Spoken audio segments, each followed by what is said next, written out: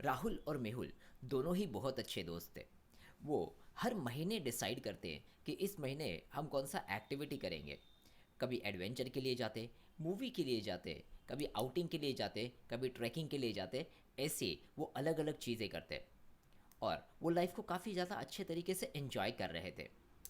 But one fine day जब राहुल और मेहुल और एक एक्टिविटी के लिए गए, तब राहुल ने ऑब्जर्व किया कि मेहुल इस एक्टिविटी को बिल्कुल एंजॉय ही नहीं कर रहा। वो ठीक से बात भी नहीं कर रहा और ऐसा लग रहा है कि उसके सर पे बहुत बड़ा कोई टेंशन है। और तब उसने उससे पूछा, क्या हुआ है, क्या प्रॉब्लम है, बताओ।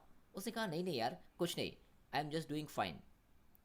और उसके कुछ दिन बाद रिजल्ट आया कि मेहुल को मैसिव हार्ट अटैक आया। और उसे मिलने के लिए राहुल गया और राहुल ने पूछा, क्या प्रॉब्लम है मेहुल, तूने उस दिन भी शेयर नहीं किया, आज भी शेयर नहीं कर रहा है, और अगर ऐसा ही करता रहा तो तेरी ये हेल्थ और भी ख़राब होती जाएगी। Come on, share with me, what's the challenge. और तब ये पता चला कि मेहुल डिप्रेशन में जा चुका था। कुछ चीज़ उसे खाए जा रही थी, टेंशन वो लिए जा रहा था जिसका कोई रिजल्ट नहीं निकलने वाला था। क्या हम लोग भी इतनी राह देखेंगे कि हमारी हेल्थ खराब हो जाए? नहीं।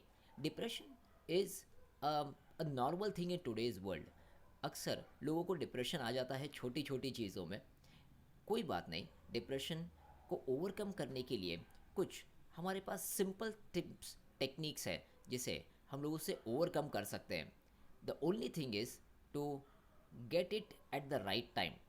ये पता चल जाए कि ये हो रहा है। तो इसमें दो तरीके की चीज़ें कर सकते हैं। एक है प्रिवेंशन, मतलब डिप्रेशन आए ही ना। और दूसरा, जैसे ही पता चल जाए तो उसके लिए आपको इमीडिएटली एक्शन लेना है। तो प्रिकॉशन और एक्शन ऐसी दो चीज़ें हैं जो हम लोग कर सकते हैं। तो what are these things? This are divided into 6 piece to overcome depression. What are 6 piece? सबसे पहली चीज़, टेक अ प्रोफेशनल हेल्प। देखिए, काउंसलर से मिलना, साइकोलॉजिस्ट से मिलना बिल्कुल गलत नहीं है। अगर आपको ऐसा लग रहा है कि आप बहुत अलग हैं, बहुत अकेले रहना पसंद कर रहे हैं, कुछ विचार बार बार आपके मन में आ रहा है, उसका कोई सोल्यूशन नहीं निकल रहा है, then you should meet a counsellor, take a professional help. और अगर वहाँ से भी काम नहीं बनता है, go to the next level, go to psychologist और उसके पास में जाकर काम कीजिए। एंड वहाँ भी काम नहीं बनता तो go to the next level, go to psychiatrist. इन तीनों के पास आपका काम ज़रूर बन जाएगा। कहीं पर आपको मेडिकल सपोर्ट की ज़रूरत पड़ेगी, मेडिसिन की, बिना मेडिसिन के भी ये काम हो सकता है। But you need should need to reach out and talk with them, क्योंकि उनसे बात करने से ही काफ़ी चीज़ें क्लियर हो जाएगी। So that was the first P. The second P is create a physical routine. आपके बॉडी में बहुत सारे केमिकल्स रिलीज़ होते हैं अलग अलग टाइम पर, और वो केमिकल यूज़ होना ज़रूरी है।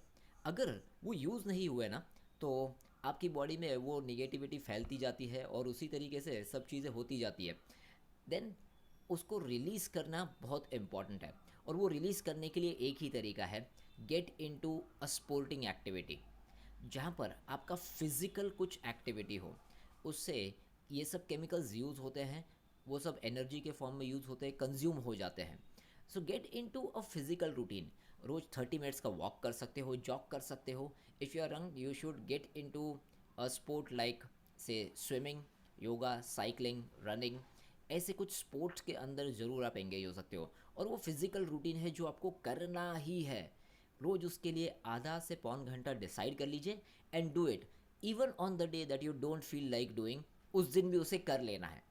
भले ही थोड़ा 19-20, लेकिन आपको कर ही लेना है। So create a physical routine, right. Next is prioritise your self care. अपने आप की जो सेल्फ केयर है उसको प्रायोरिटाइज कीजिए। हम अपने आप को सबसे आखिरी में रखते हैं, सबको उनकी चॉइसेस पूछते हैं, आपको क्या चाहिए, आपको क्या करना है, बताइए कहाँ जाना है, किसी और को पूछते हैं। पहले अपने आप को पूछिए, टेक सेल्फ केयर। अपने आप को मतलब तैयार होने में थोड़ा ज़्यादा टाइम लगाइए, अच्छे तरीके से फ्रेश शावर लीजिए कि नेल्स कट कीजिए, नेचर में जाकर आधा घंटा आराम से बैठ जाइए, सेल्फ केयर पर फोकस कीजिए। जब आप अपने आप की केयर लेते हो, तब अपनी बॉडी को और अपने आप को पता चलता है कि या there is someone who is taking care of us, and that also means a soothing thing. तो सेल्फ केयर को ज़रूर प्रायोरिटाइज़ कीजिए। उससे भी आपका डिप्रेशन काफ़ी कम होने वाला है। Next is peer group. आप जिस दौर से गुजर रहे हैं, ये मत समझिए कि आप वो अकेले हैं। There are lot many people going through the same phase. You just need to find the right group.